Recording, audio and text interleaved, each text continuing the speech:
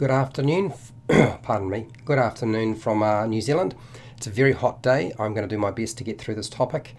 Now, for those of you who are wondering what the heck is going on with this video topic, look, I've taken a lot of material and tried to sort of cut it down into a form that will make sense but also be useful to you without making a video that's an hour long. So I've got about 2+ pages here, so I'm hoping it'll be roughly, I would say, about 20 minutes. And unfortunately the bulk of the really useful stuff is near the end of the video, simply because I have to set everything up. Okay, you will find the start time for this video down in the description.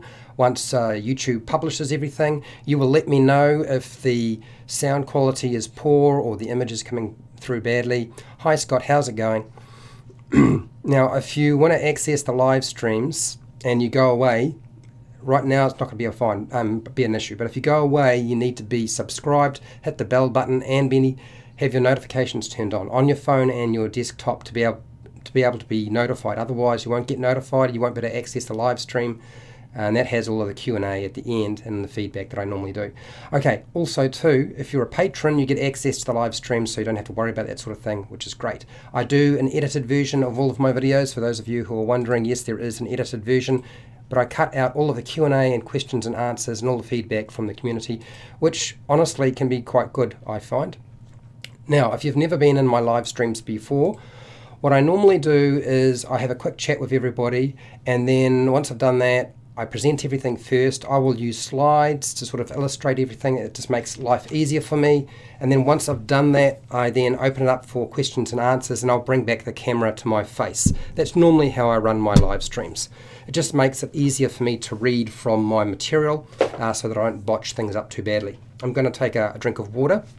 I feel that today's video is going to be really useful because I have taken a large portion of it from my own personal experience, plus a bit of research, so that of course I'm backing it up with something that somebody else has talked about.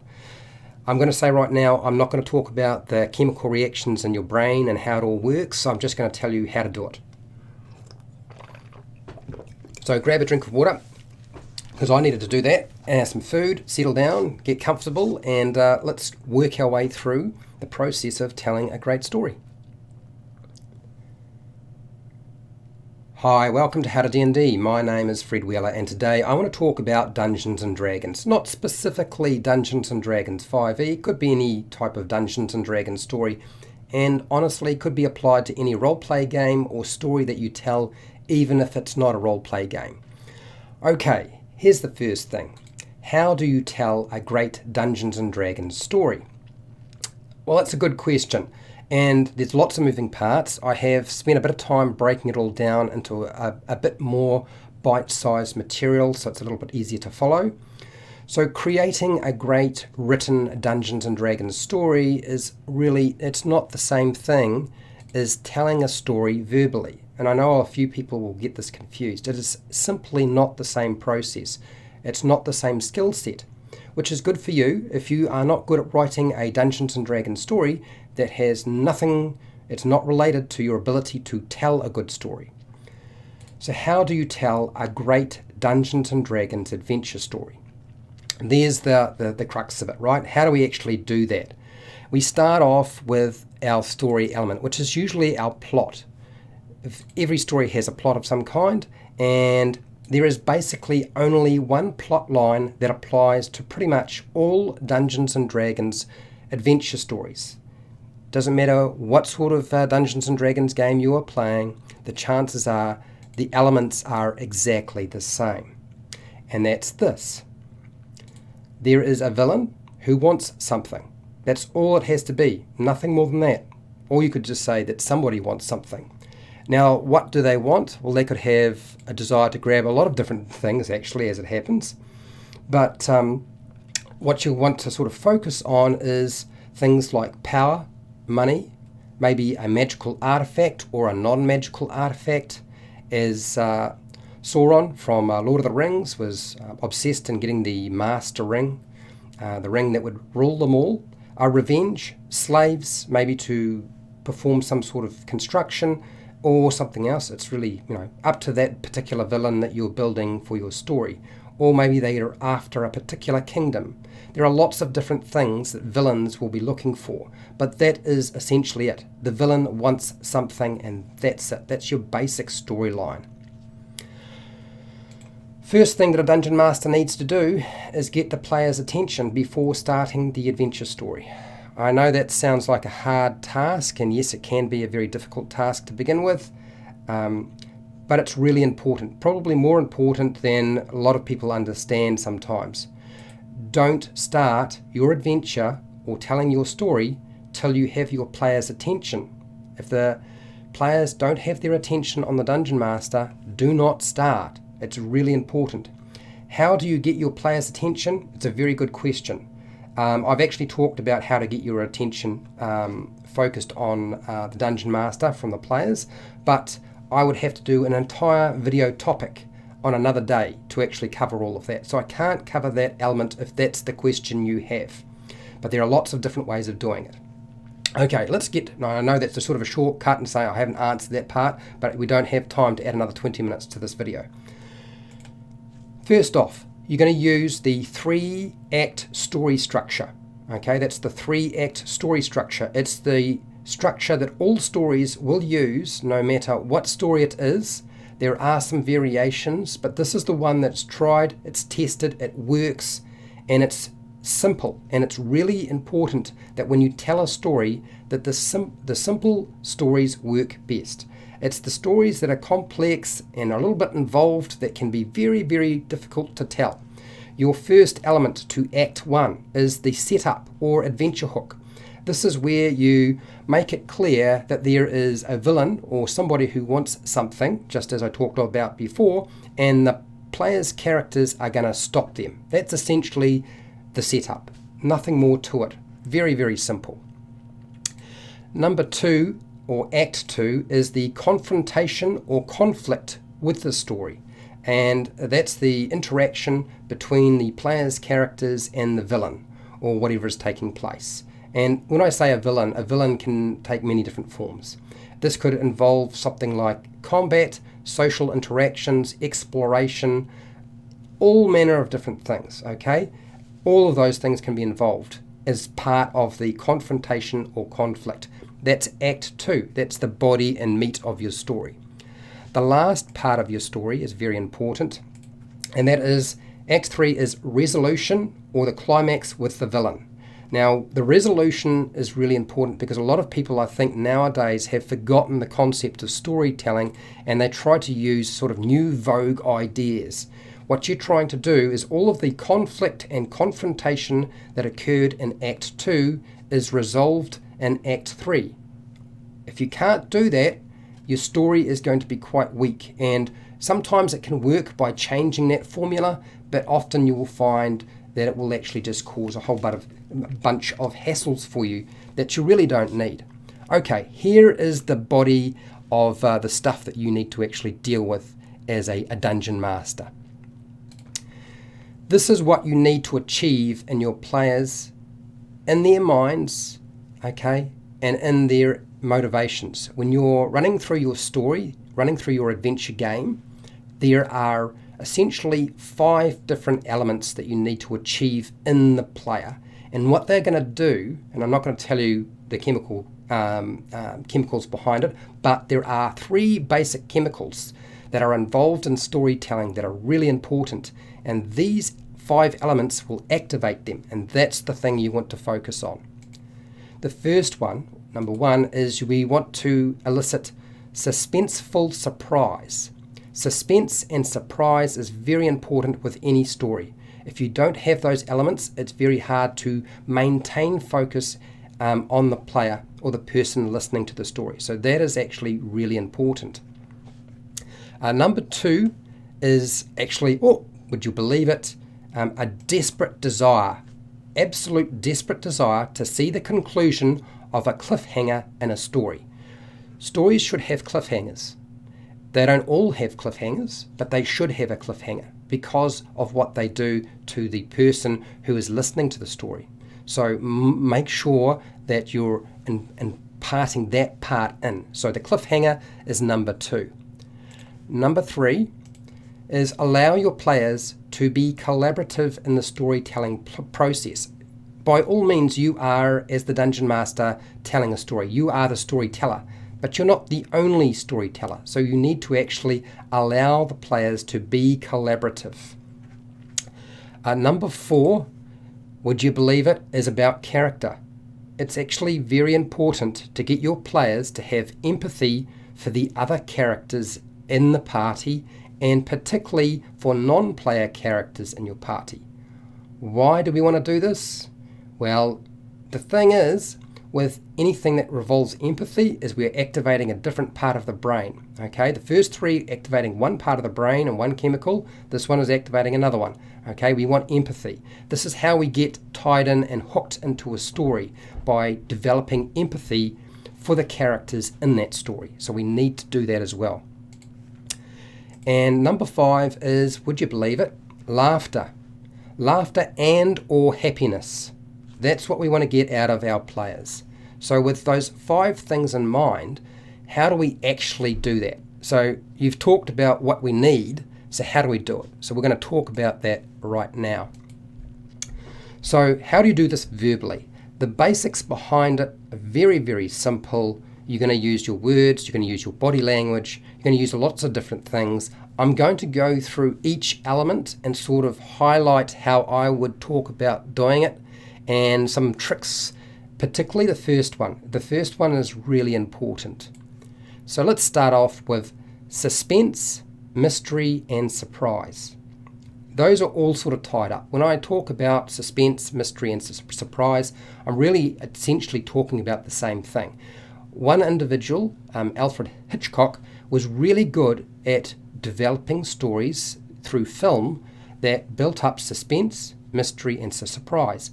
So what I would suggest you do is go and watch some of those movies. It'll give you an idea of how they are telling the story.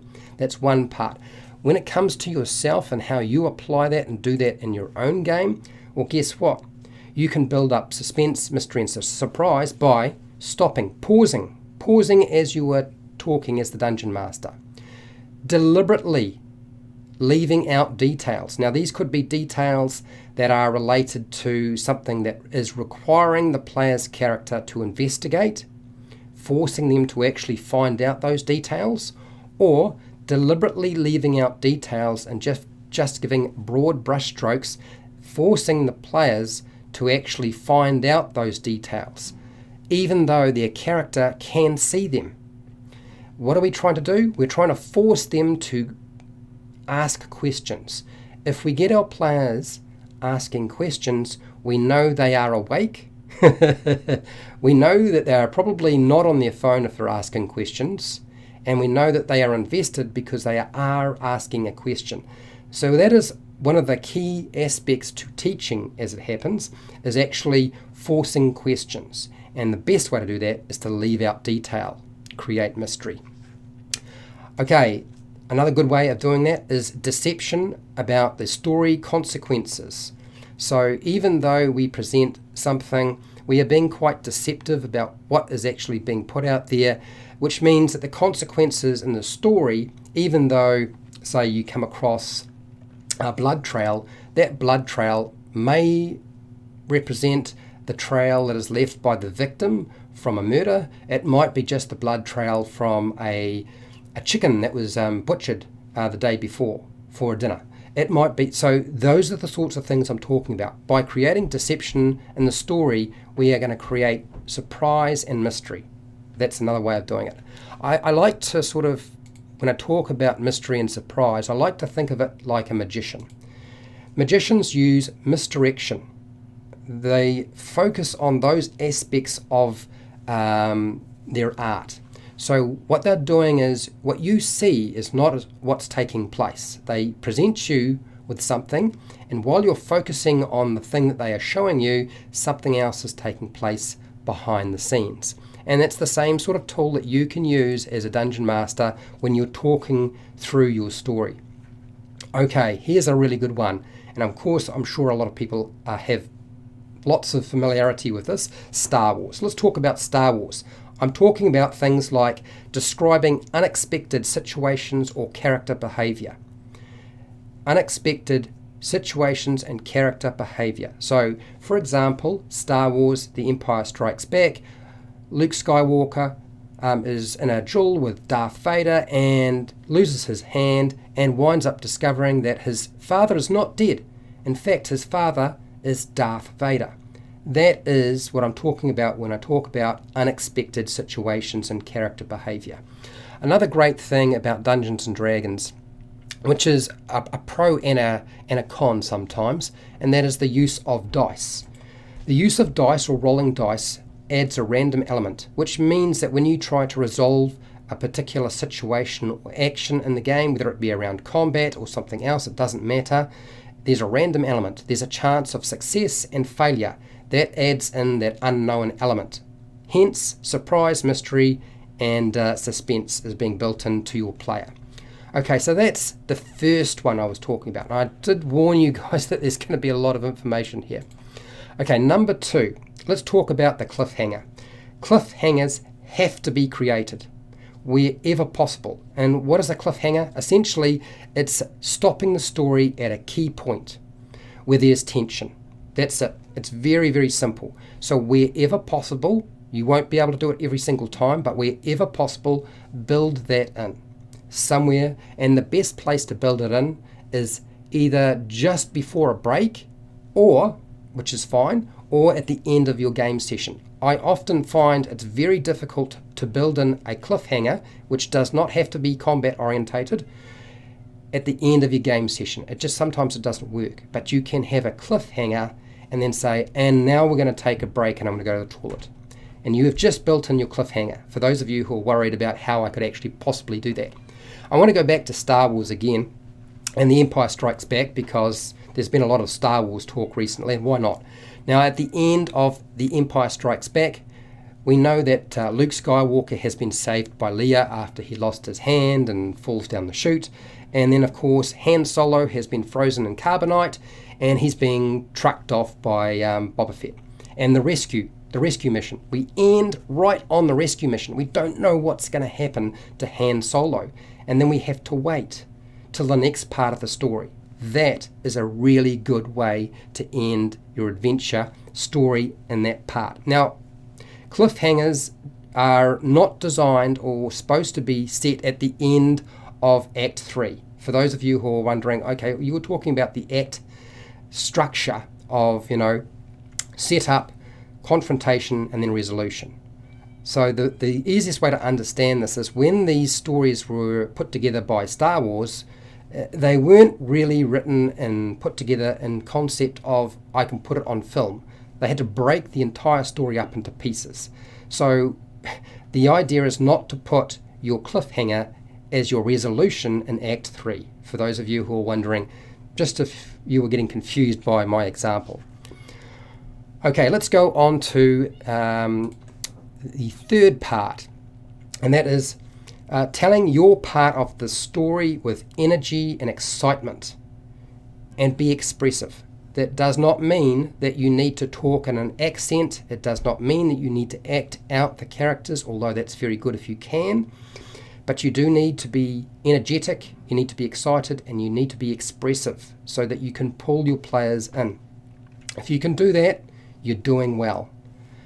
Here's one of the problems that a lot of dungeon masters fall into, and that is, okay, I'm going to do all of that, but when the players get their part, when they get to do their actions, they will sort of run over the top of their characters and not really let them take part in the story. When players tell their part of the story with their character, don't shut it down. Don't shut it down. Modify it by all means, but do not shut it down. That does not mean that anything goes for your player characters. That doesn't mean they get to do anything they want. They can try anything. Doesn't mean it'll work, but they can try anything. Don't shut it down though. Alright, number 4. That is, pull on the player's heartstrings. Get them emotional. I've talked about getting players emotional before. And how do you do this? Tell the sad story. I'm talking about Lord of the Rings. Boromir. That is the sad part of the story, right? Now the final confrontation that Boromir has. That means, truthfully, the easiest way, somebody's got to die. It doesn't have to be a player character. It can be an NPC. But it has to be somebody that the players care about. So do that. Set that up. Kill them off. That's the sad story. Number 5. And that is, how do we get laughter and happiness? Put whimsical elements into your story locations. Characters, traps, magic items. Make your players laugh. That is the last chemical being released into their body that you need to tell a really good story. And for those of you who may have a few beefs with Disney, Disney understands this. You need to finish strong with your story. Have a happy ending. After all the pain and anguish you put the player's character through, finish strong. Happy ending. Eventually it has to happen. Don't go the route of the sad ending. That doesn't mean that you can't have a happy ending even if your party had a total party kill. Okay? Move the story on, keep it going, but finish happy. That's the best way to end any kind of story, in my opinion. And of course, really all of this is just my opinion, also backed up by a lot of research as well. Now, I hope this was useful to you. And if it was, fantastic. I have hundreds of videos for players and dungeon masters with lots of advice on how to play Dungeons & Dragons, and particularly Dungeons & Dragons 5e. This is all based very much on my own personal experience and, as I said, by some research. Now, if you want to support the channel so I keep doing stuff like this, you can do so by using Patreon. You can use the affiliate links down in the description to Amazon and the book depository. You can check out my merchandise. Pardon me. Oh, man. Pollen time. So those are the 3 different ways you can support. Patreon, affiliate links in the, to the book depository or Amazon down in the description, and the merchandise shelf. Otherwise, make sure to share, like, and subscribe. Hit the bell button to be notified when I go live and when I publish new videos. And hey, till next time, keep rolling those 20s.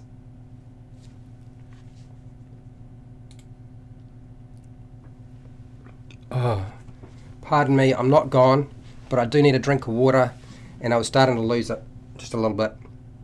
Don't go away. This is your time to ask questions. I know somebody's going to ask me, how do I get the player's attention? I know that's coming. Right, where's my face? Let's find my face. Do I still have a face? That's the question. Oh. Okay, I'm back.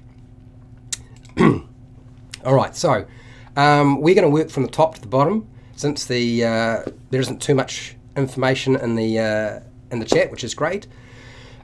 Look, I'm going to talk about the topic we're talking about today, but if you have questions as a player or a dungeon master and I can answer them, I will answer them. So you don't have to just focus on what I'm talking about. Okay? If you feel what you'd like to talk about something else as well, I'll do my best. I just need to have a drink of water, I really do. Another one. Oh, it's summer here and the pollen is killing me. Okay, right, let's have a look here. Katrina, hi Katrina. I've been binging on your videos the last few days for my first DM session next week. Thanks for all the great content. You're welcome, Katrina. I really hope that it goes well for you. I've heard people do this, they find my channel and they binge watch, which is fine with me. I don't mind in the slightest. I just really hope that you're watching the videos that are helpful to you. There's so many. It's hard to find exactly what you're looking for on YouTube sometimes. I've tried really hard to put my descriptions and my tags and to allow easy search for you. Okay. Esteban, I think, look, if I got your name incorrect, I do apologize. Hello. Epic Donut, how's it going? Okay, at HowtoDandD. How's life? Life is very busy and I get very tired, and I'm dealing with summer now, so I'm trying really hard to sort of keep my video content shorter. Yeah, so much for today, so that I can get through it without coughing and choking everywhere. Any speculation on the book that will be announced Monday? Well, for me that will be Tuesday, I believe. because I'm in New Zealand, we're in the future. My speculation is probably the same as Nerd Immersion. Nerd Immersion has been really covering the topic in a lot of detail, as much as he possibly can. It's probably going to be ice themed. It's probably going to deal with, I feel like Rivendell or something like that. I think that's right, Rivendell. That's what I would suspect. So that's what I'm expecting to sort of come out. I don't know necessarily what the story would be about, but I've noticed there is a trend from Wizards of the Coast to go back to older adventures and try to move those stories forward. So I would expect that we could see some of the older Gary Gygax or after that TSR adventures taking an element or story from that and try to build on that and move it forward, or come from a different angle. There hasn't been a lot of purely creatively totally original stuff. So yeah, let's see, but I think that's what's likely to happen. B Source, how's it going? I was just about to finish watching one of your Fandel videos. Okay, cool. Running my first campaign this Saturday. Very great information from you, thanks. Hey, you're welcome. Now, there's somebody else who does videos on the Lost Mine of Phandelver. I know there's a lot of people who jump onto my channel specifically for that. I'm just trying to remember who it is, and for the life of me right this very second I can't remember. I feel like it's Lutsen something. I know I'm subscribed to his channel. He's done a couple of videos on topics. I believe it's Bob. Is it Bob the Builder? I think it's Bob World Builder is doing not videos on the Lost Mine of Phandelver, but Dragon of Ice by a Peak, and there's playthroughs as well, which are all animated, which is a really good place to look as well. Can I just find it? Give me a second. I'm looking at my my subscriptions to see if I can find it with my. Okay. Lunch Break Heroes is doing Curse of Strahd, but he's also done the Lost Mine of Phandelver, Venom Fang, and a few others. I'm pretty sure that's the case. And then there's also, who else is there? There's somebody else who's been doing videos. He doesn't put out a lot of material, but it's good stuff. Where else is it? I can't remember. I can't find it. I can't seem to see it. Yeah, too many subscriptions to channels. I watch a lot of content, so I'm hoping that will be helpful to you. But yeah, I do have like a good chunk of videos to deal with the Lost Mine of Phandelver. I'm sure you'll find them useful. Okay, and thank you for watching my stuff. And yes, there will be more Dragon of Ice Spire material, but I'm working on Curse of Strahd and other things right now. What's this? Nor Angel, grotesque Shadow Monk build. You're going to have to wait till I hitch up with Simon. If I hitch up with Simon, he'll do the shim, the character build stuff. I'll be sitting there talking when I have something useful to say about character building, which I often don't. And Simon's opinion of my characters is I tend to play monk, which I know you'll like, because I like monk, but I also like wizard. And so as a result of that, couldn't find a more broken class, or overpowered class, should I say, as the wizard, once you figure out how to do it. Okay, what else have we got here? Scroll it down a bit so I can find out what we've got. I'm going to move fairly quickly. Sector Black. My players just finished my campaign, and though they said they enjoyed it, I feel it did a bad job with the story elements. You know, I would not beat yourself up about it, Sector Black, because I've made all those mistakes before. Okay, every dungeon master does. Okay, when somebody says, you know, you're a bad dungeon master because you didn't do this, what a load of poppycock. Sorry, I'm serious. I'm not designed for kid viewing, by the way. So yes, I don't normally swear, but it does happen. It could possibly pop out at any moment, and other things as well. But yes, you're going to make mistakes, and you could do it better. I could do things better too. I wouldn't worry about those sort of things. All you need to do is look at the bits that you think you can duplicate and build them into your game. and I just wanted to break it down. I tried to break it down and make it simpler. I could have talked a lot more, but you wouldn't be able to. Nobody would sit through an hour talking about storytelling. It just wouldn't work. So no point in doing that. Artists really enjoy their own work as much as the consumer. Look, I would often. So here's the thing, and Be Saucy is right. I would often tell a Dungeons and Dragons story, and I would ask my players if they enjoyed it at the end, and I would be thinking, well, I did a really terrible job. I was tired. I didn't feel like I had it. I was on key. I didn't feel like I had the mojo, and they would say they had a really good time. So either they're pulling my leg and just lying to my face, or I was not a good representation of whether the players were having a good time. Just because I didn't think it didn't work, it was not working well, does not mean your players think you are doing a bad job, because that's not the case at all. In fact, you will find that the times when you think you did the worst job is the time they thought it was great. And God help me, I've had some games where I didn't prepare anything, and I just sort of like, everybody's expecting a game. I'm not going to cancel. I'm just going to just do it. And you walk in there and you're like, oh my God, what did I do? I spent 2 minutes and I wrote down 5 words to sort of give me some sort of structure. And then, okay, I'm ready. And you're sitting there and you're just about ready to piss your pants, and you do it. And at the end, you think, oh my God, that was awful. And the players say, man, that was so much fun. That's the shock. Okay, Cloudy64.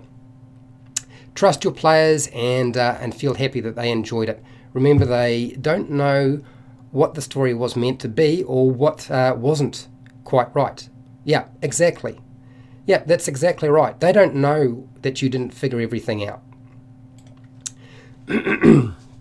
Vetro Valid, a Windmaster. How's it going? Overboard. Hi, Joe. How's it going?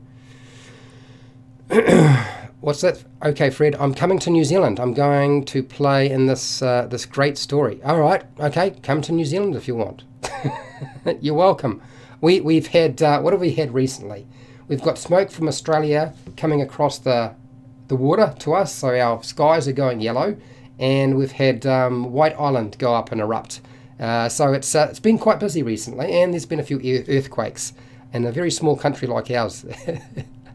Yeah, that's right, Cloud64. The face is pretty bad, right? I need to drink some more water.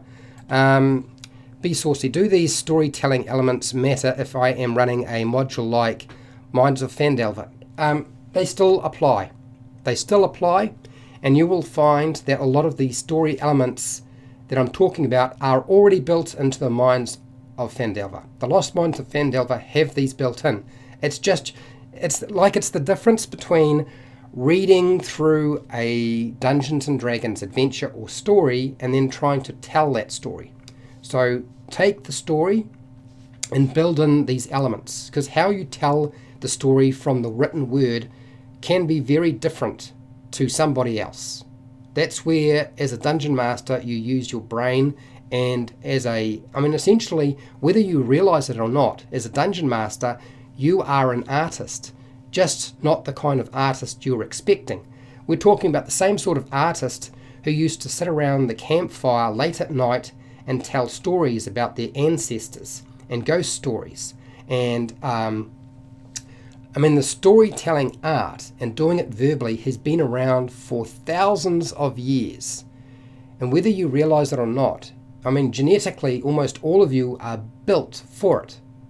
And it's why we are driven towards stories. It's why so many people watch movies and read books. That's why we do that, because we are built for consuming stories. And it's just a matter of making you understand that you can tell a story as well. Okay, pardon me. All right, Windmaster, Vetro Valid. Yes, he's asked that question. Well, you can drop the dragon on their head, but that'll probably kill all the players. It might not, for those of you, for those characters who have a player who are quick and hide somewhere and don't do anything. And I've had that happen in my games. But there are lots of different ways. and I will only talk about 3 because I will come back and do another video, which will probably be quite long. So first one, stop talking and just do nothing. I mean, you can get up and go to the toilet, you can go and have a snack, you can just do something else, you know, you could just sit there and just listen while they do their thing and just wait them out. There's one way, until they finally realize, oh, okay, you're waiting for them. So that's one way of getting their attention. If that's not helping, another way of getting your players' attention, and that is to engage in the off-topic conversation, engage in it, start telling the same sorts of stupid jokes or anecdotes that they are using, and get them invested. Once you have burrowed into, or you're essentially inserting yourself into that conversation, get their attention and focus on you, get them to laugh. Once you've got their attention on you, then switch straight into the story. Okay, that's another way of doing it. And then one that's sort of a little bit more forceful, and that is you just grab a book and you just slam it down on the table. Okay, and that's it. Make a big loud noise. And usually that will get people's attention just because, you know, our body is set up. If you do a loud noise, usually the response is surprise and then a pause and a little bit of panic as you try to assess what's going on. That's what happens in our body. So slamming a book or making a loud noise is actually a really good way of doing it. But it's, you know, it's something you would do as sort of like a last resort. Lots of different ways. But that's three for today. That's it. That's all you get. Kanoko, hi, how's it going? Katrina, I am running Lost Mine, so the playlist has been invaluable. Yeah, I do apologize, Katrina, that some of the playlist includes live streams and the edited version of those live streams. The reason I haven't been making so much content right now, and I've made a lot more content in the past, is I am trying to clean up the channel and sort things out, and I will separate the live stream stuff from the edited version of the live streams. So there's 2 different playlists. Somebody had mentioned, would I do that? And yes, I will do that. I don't know when, because I've got a full-time job, so it happens when it happens. Yeah, I'm glad that playlist has been useful. The Carter videos. Yo, how's it going, man? Be saucy. Me too, Katrina. I am running that for my family on Saturday. I'm really happy to hear that people are running Dungeons and Dragons for their family. Well, you got to let it go at one point. Too much prep and you just wind up panicking. There we go. Christopher Hasty has just provided me with the channel that I wanted to talk about. That's Loots and Dice. Lunch Break Heroes. Yes, absolutely.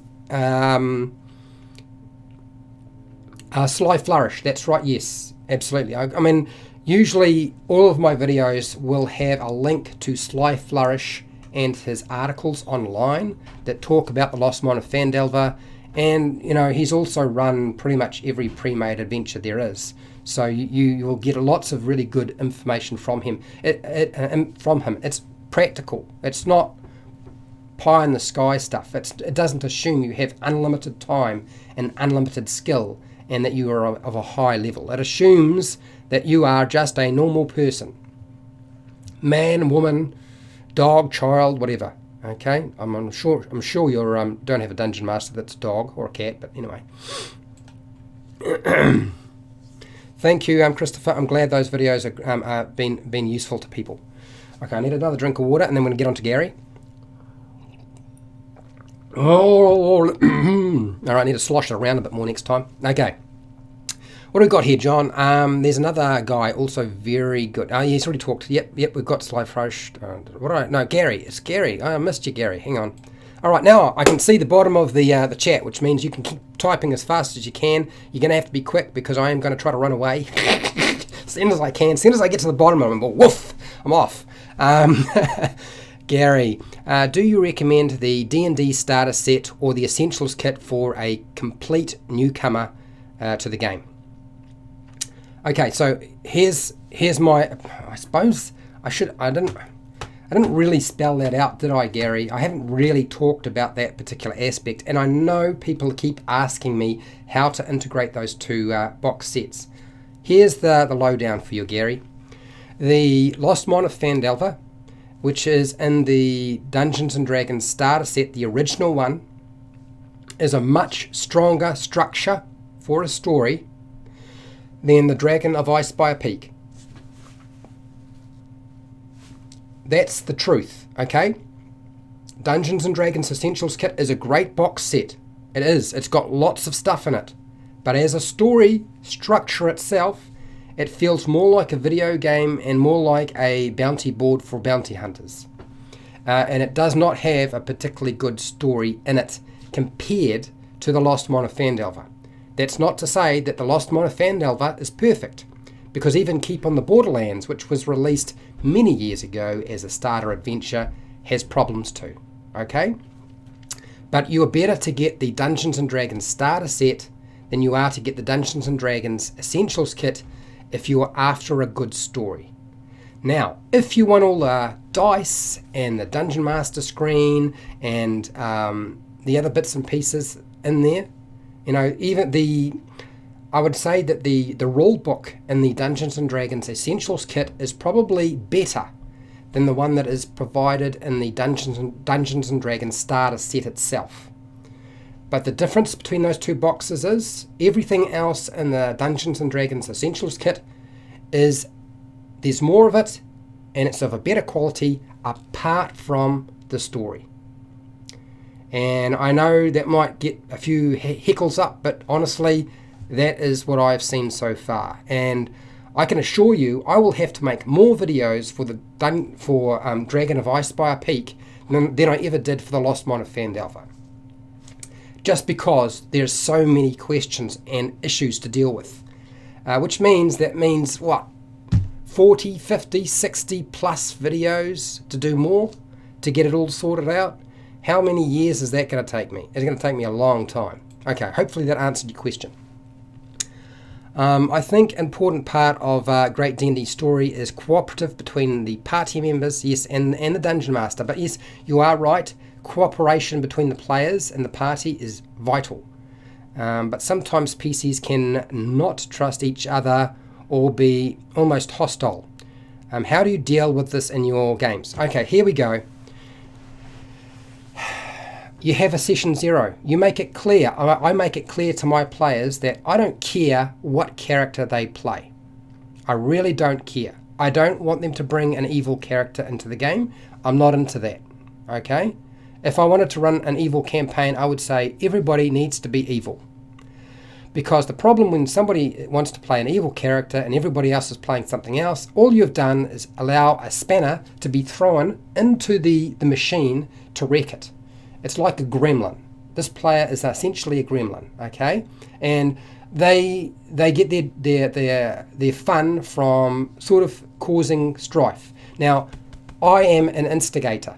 That means I am partially a gremlin as a player and also a spanner. So I have to try very hard not to do that. Okay? So speaking as a person who is like that as a player, an instigator, but I don't generally play evil characters, I can assure you, you always want your players, you make it clear, you should all know each other and like each other. If you don't and there's major conflict, you guys need to figure out how to resolve that. I usually say to my players, look, I don't want you to do anything in the game that will upset me or the other players. And I am pretty sort of open to what you can do in the game as a Dungeon Master. I'm pretty open. You can pretty much get away with a lot with me. The other players are going to feel differently about it. And if you need to change your character to accommodate the other players at the table, then do it. If you can't do that, then there's going to be a problem, and eventually either they're going to stop coming, and if enough of them leave, I'm going to ask you to leave as well. Really simple. Okay? I know it's really difficult when you're dealing with friends, though. And if you're dealing with friends at your table and family, you shouldn't listen to anything anybody says to you whatsoever. If you're an adult, use your own brain, okay? But that's usually what I do. Session 0s, get everybody on the same page, get everybody to build a character together that works together as a team, okay? People don't go adventuring with people they don't trust. If they don't trust them, they kick them out. Simple as that. Windmaster. In my case, I have ex-cop who has burned my life. Burned my life.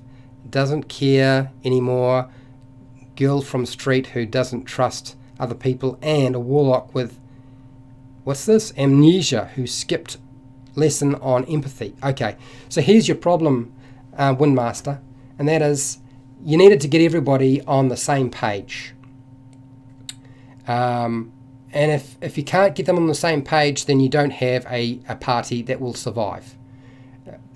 Groups of people who stay playing together, Dungeons and Dragons, are people who like each other. They may have issues. Okay, I have issues with my friends, but we still together. Okay, because we are able to talk and communicate and work through those things, and we accommodate it. I can assure you, I do not play characters the same way I used to when I first started. I have adjusted all of that, okay, to eliminate all of the horseplay and nonsense and strife that I might have created in the past. And other players need to do the same thing. If you can't do it, you won't be playing the game for long.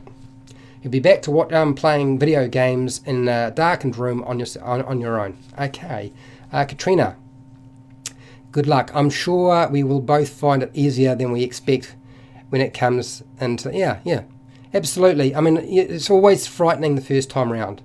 Just try to relax. Do something to help you relax. It's always a very good thing to do.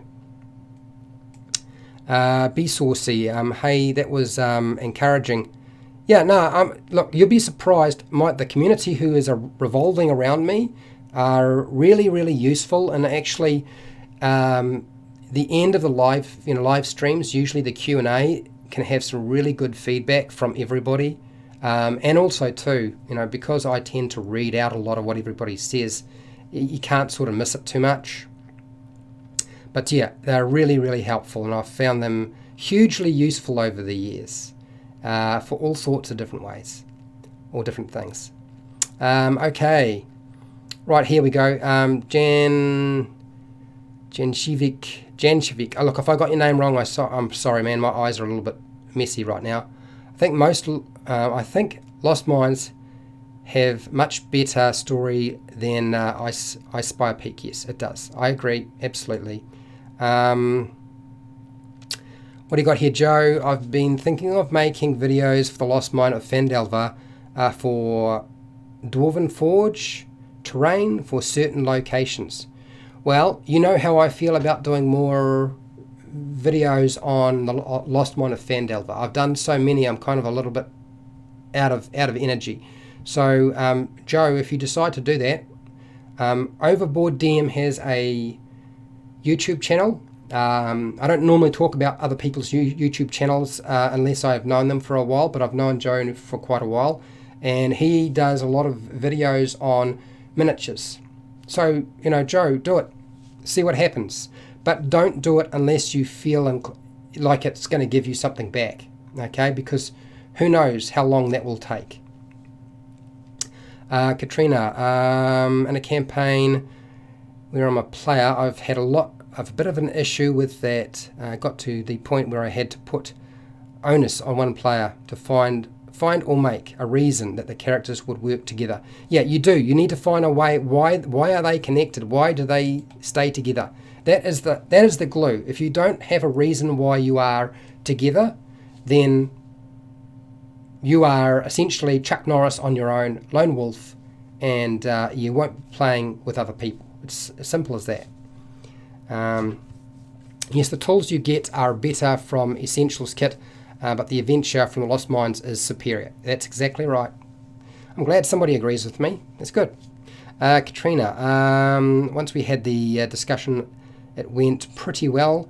Since then, I decided to include something to that effect in a session 0. Yeah, look, your session 0 does not have to include just a discussion around building everything together. Look, a lot of my session 0s usually consist of this. We sit down, we set our ground rules, people ask questions, players will ask questions about what they can do and can't do if I haven't spelled it out, and then we'll build their characters at the table, and I will talk about the options they could use. And then, once they've done that, we start playing. And that happens in the first session. And a lot of session zeros do not consist of the entire session just setting everything up. Just to warn you, okay? All right. Rico, what's this?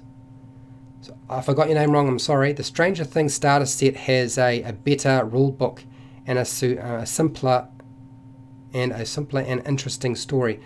The story is simple in the Stranger Things box set, but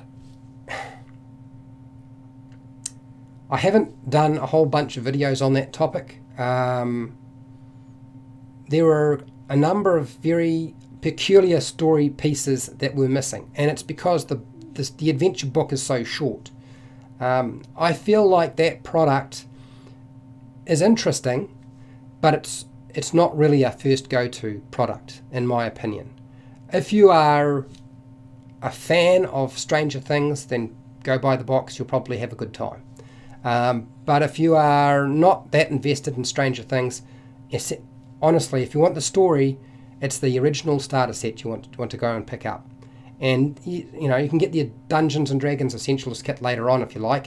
It's another story. It is at low level and essentially covers almost the same levels as the first one, but it is still a good product. A very, very good product, actually. Just the story's a bit weak.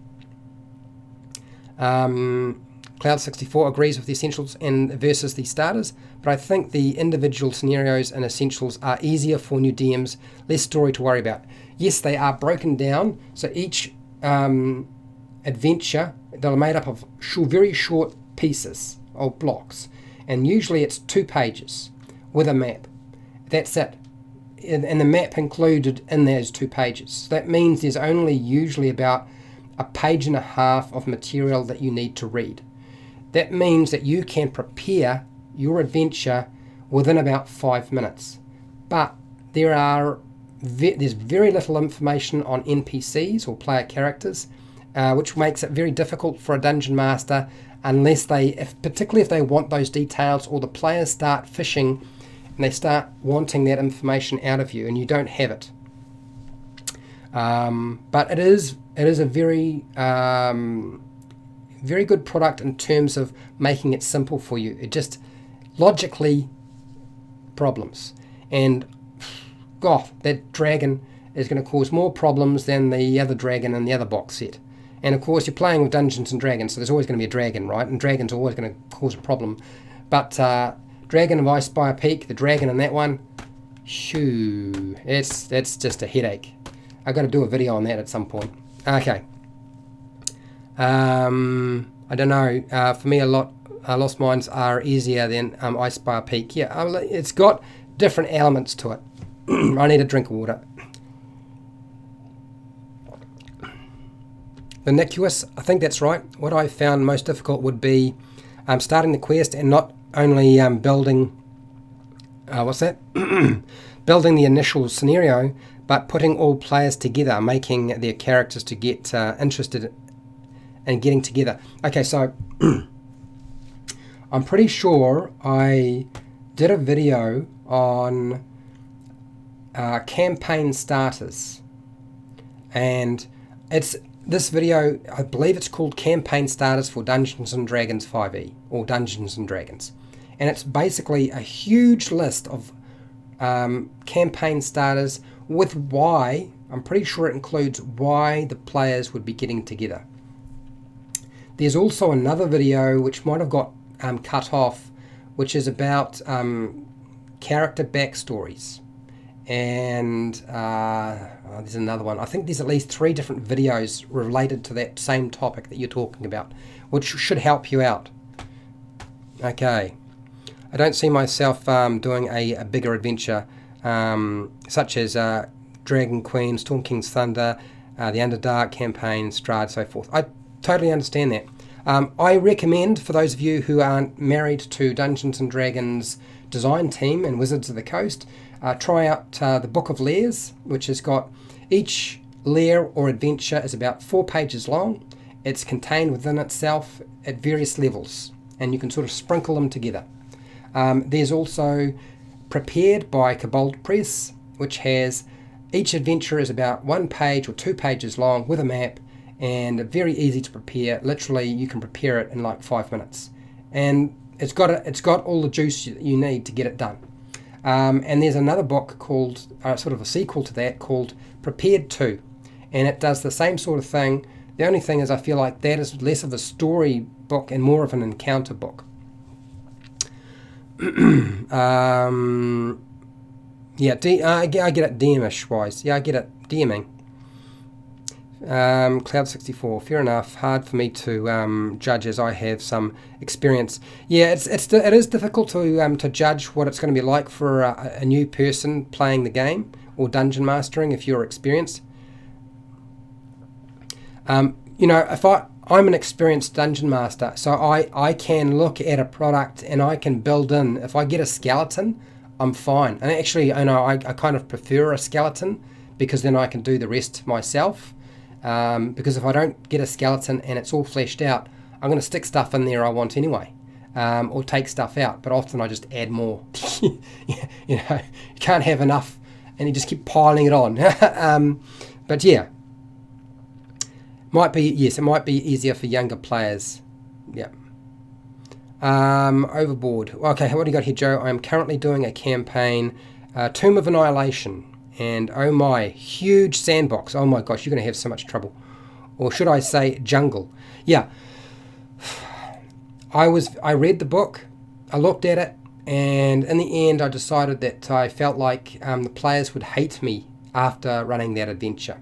Just because, particularly near the end of the adventure, what's going on is pretty brutal. It's supposed to be, but still pretty brutal.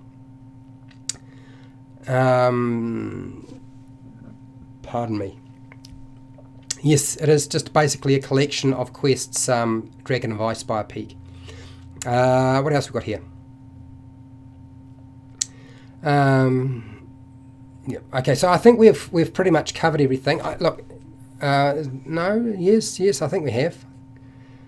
I think that has covered everything.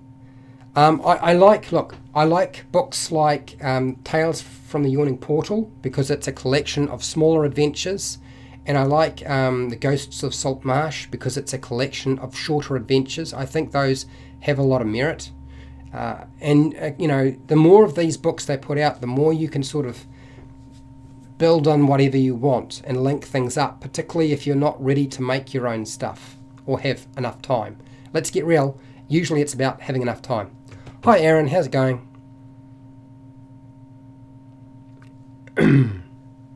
Yes, Aaron, I believe you could.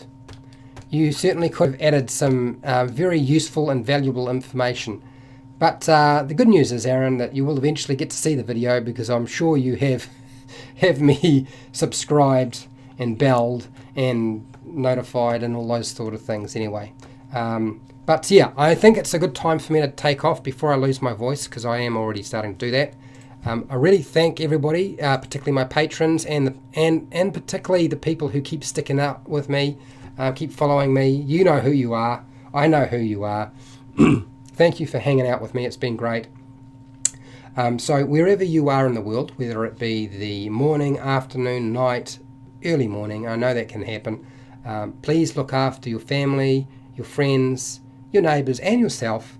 And hey, till next time, keep rolling those 20s.